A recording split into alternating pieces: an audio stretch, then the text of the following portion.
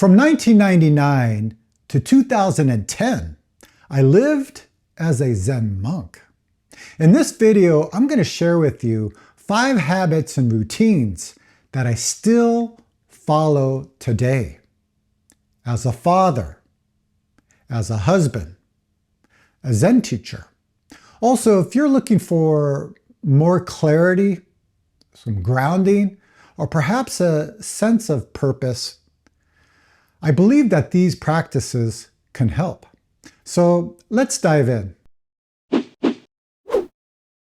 Hello everyone, it's Jason, and I'm here answering your questions about Zen, meditation, life, your practice, any kind of question.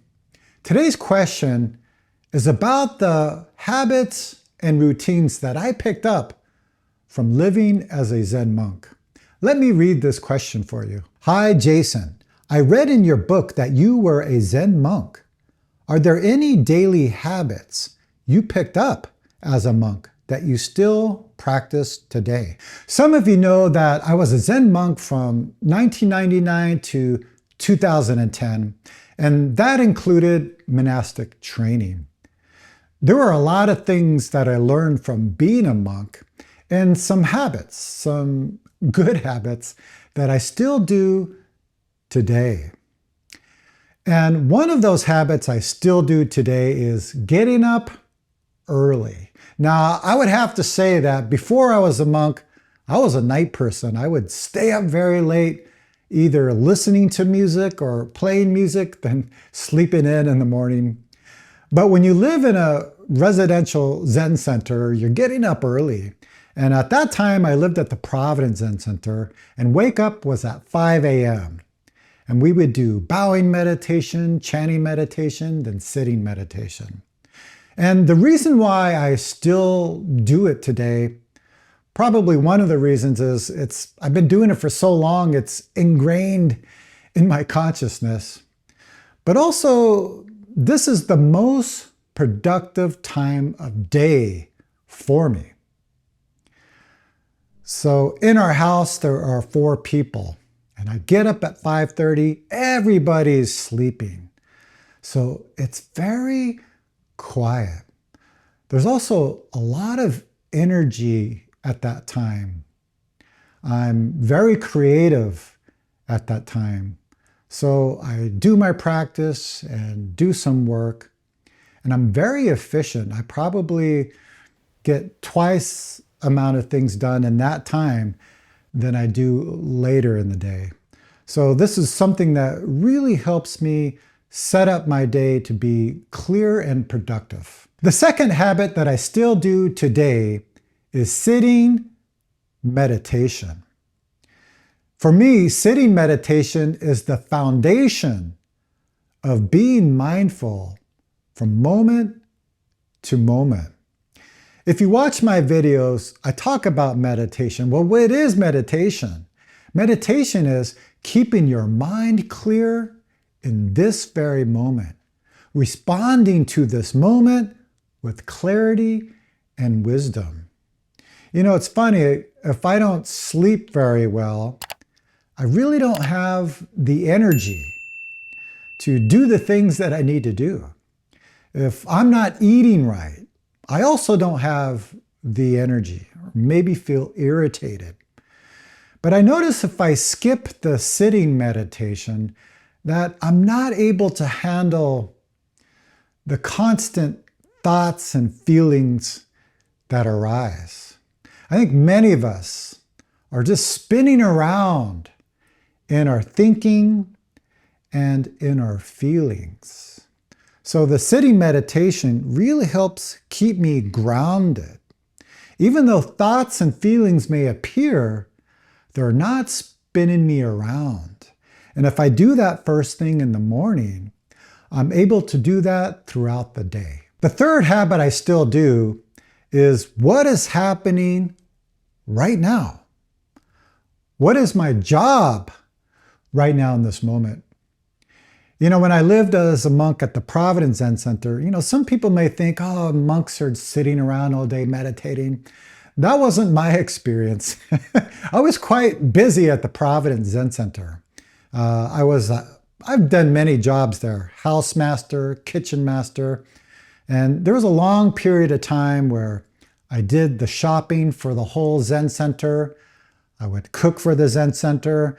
I would pick people up at the airports. Very busy throughout the day. Also, the Zen Center rented out space to other groups, like other yoga groups and meditation groups. So we had to take care of them. We set up the rooms for them. We cooked for them. We cleaned all the dishes. So at some times, living at the Zen Center was very overwhelming. I would get up and think about all of the things that I had to do and felt stressed.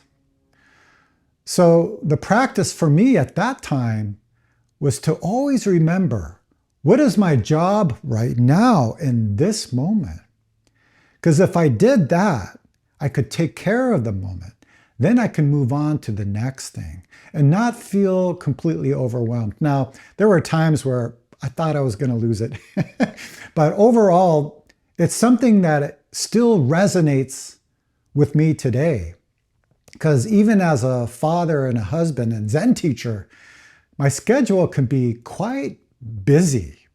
If I wake up and look at my calendar and see all of the things that I have to do, I feel stressed and overwhelmed. And if I hold on to that stress, then I can't take care of what's in front of me.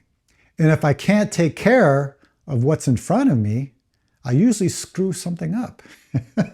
So this is something I have to practice daily. What is happening right now?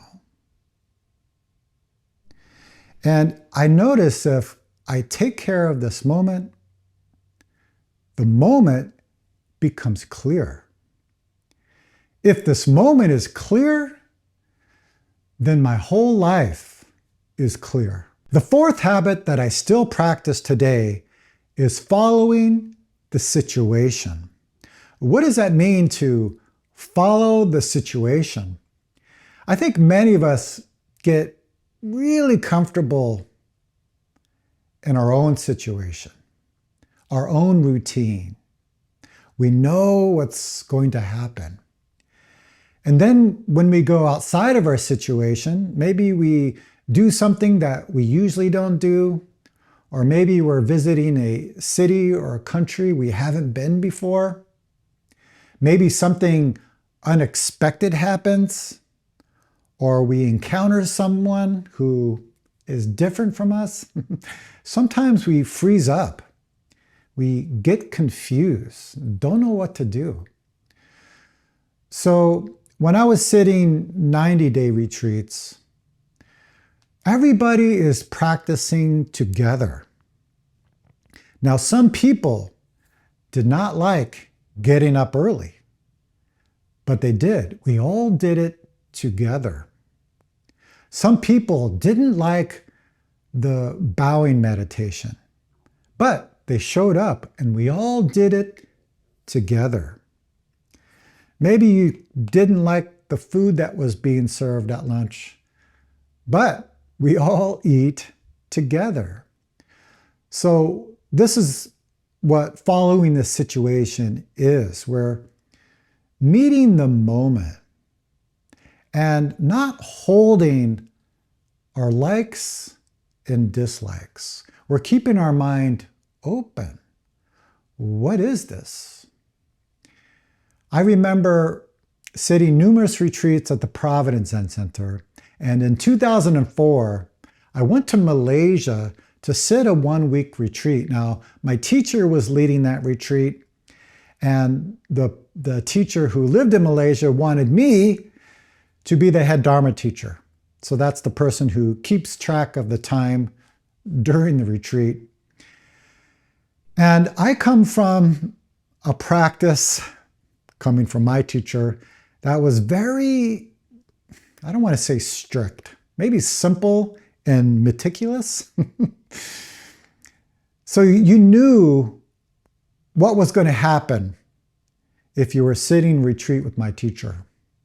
And we go to Malaysia, and the retreat is completely different.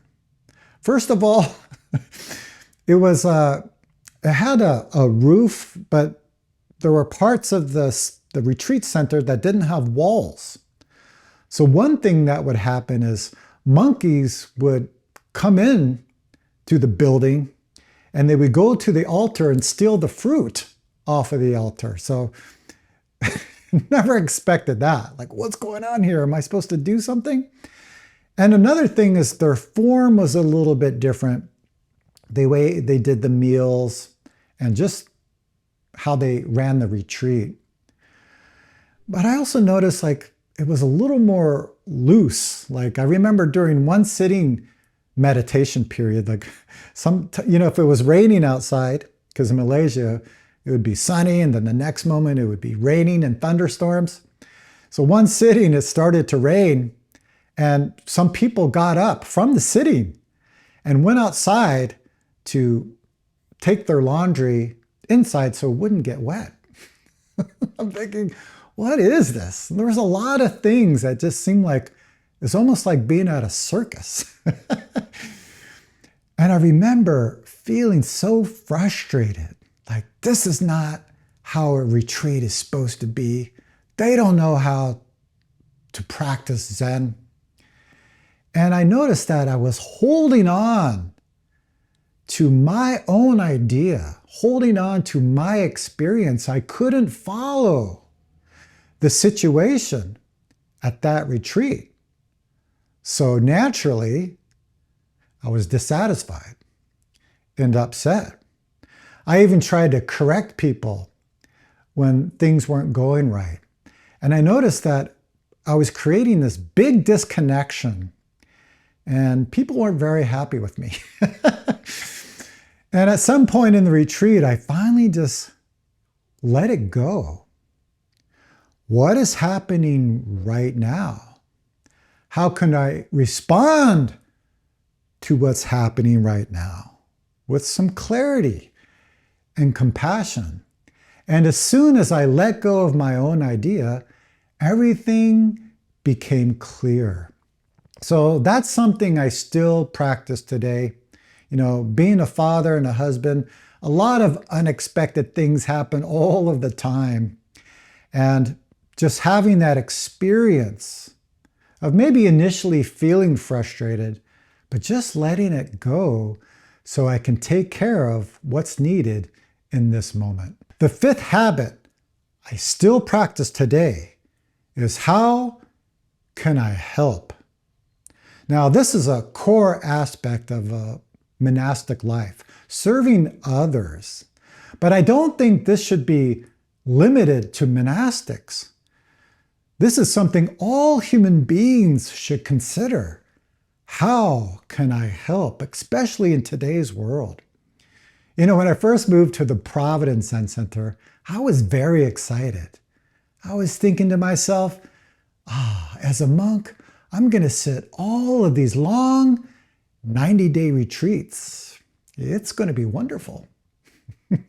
And the first year I was there, right before a 90-day retreat started, my teacher came to me and said, "You are not sitting the retreat. You're going to be down here at the Zen Center, doing the shopping and cooking and buying groceries for the retreat.